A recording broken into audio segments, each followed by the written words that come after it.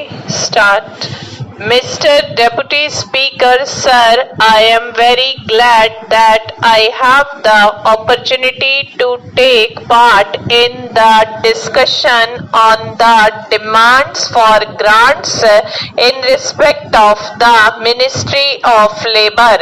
I am very happy we have got a very good Labour Minister, but I do not know whether he is able to take all the steps necessary to improve the labour situation in this country at this critical moment. The Industrial Policy Resolution of 1956 clearly mentions that in the process of rapid industrial development, labour assumes a vital role to establish a socialistic pattern of society. The main problems facing the working class are of getting adequate wages, essential commodities at prices they can afford, some sort of shelter and cloth. The government minimum needs program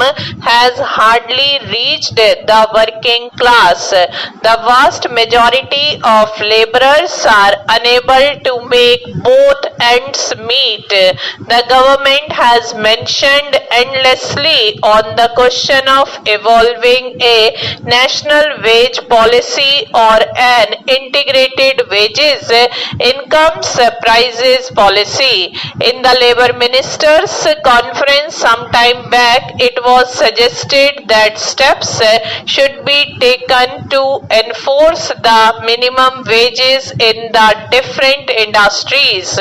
It was also suggested that non-implementation of minimum wages should be declared as a cognizable offence and the offenders should be arrested. However, it had been agreed at the conference that more deterrent punishment should be given to the offenders and that the act should be amended suitably. Necessary changes should have been made in the central legislation by this time. The Industrial Disputes Act had become outdated and it should be completely overhauled. It has been claimed that the emergency has brought discipline among laborers and the production has been increased. Yes, it is a fact, but the laborers are forced to work and they are forced not to take part in the trade union activities. The trade union rights have been completely taken away from the labor. But sir, I want to impress upon the minister that motivations for work should not be imposed from outside, but it should come from within. A contented labor force is an asset to the development of industries. We have taken away the permitted bonus.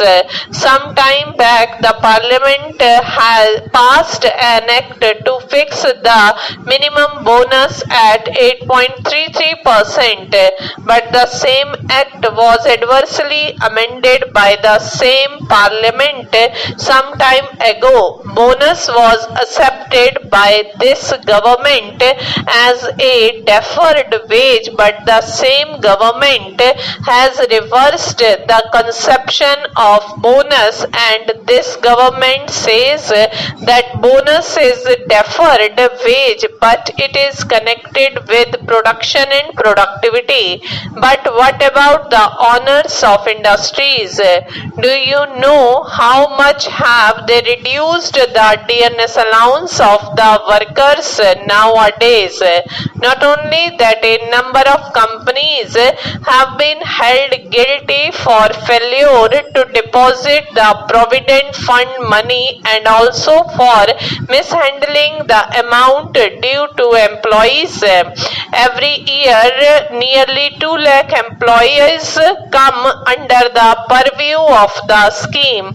The total number of employees covered by the scheme in the year 1995-96 was 61 lakh and it was 75 lakhs in the year 1996-97, whereas the average refunds amount to rupees 100 to 125 crores. The gross contribution to the fund was expected to reach rupees 58 crores in 1995-96 from rupees 51 in 1996-97, whereas the refunds to the employers on an average is rupees 10-12 crores.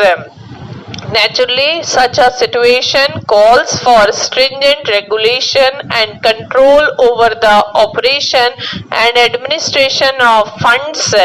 If the administration of the Provident Fund scheme at various levels has to be really advantageous to the employees, there should naturally be regional offices which could directly deal with members of the fund who go in for advances, loans, etc. The present situation has offered an opportunity for the government to make necessary meaningful changes in a number of legislative measures which seek to protect and regulate the rights and working conditions of industrial workers and other employees. In fact, several clauses of the legislative measures have little relevance to the present day conditions regarding the Apprenticeship Act. Once our Prime Minister said in the State Labour Ministers Conference that the Apprenticeship Act had not been implemented vigorously. It had not been given a trial. Utilization of apprenticeship opportunity or filling such vacancies has not been uniform in all the state. Creation of skilled manpower has lagged behind the limits of possibilities. So the more important point is what is to be done. Even more important is that there is a new sense of urgency and a will to get things done. With regard to this, the basic problem relates neither to the number of apprentices nor to the value of their stipends. We hope that the government shall do its best to elevate the feelings of labor and take steps for that. Stop.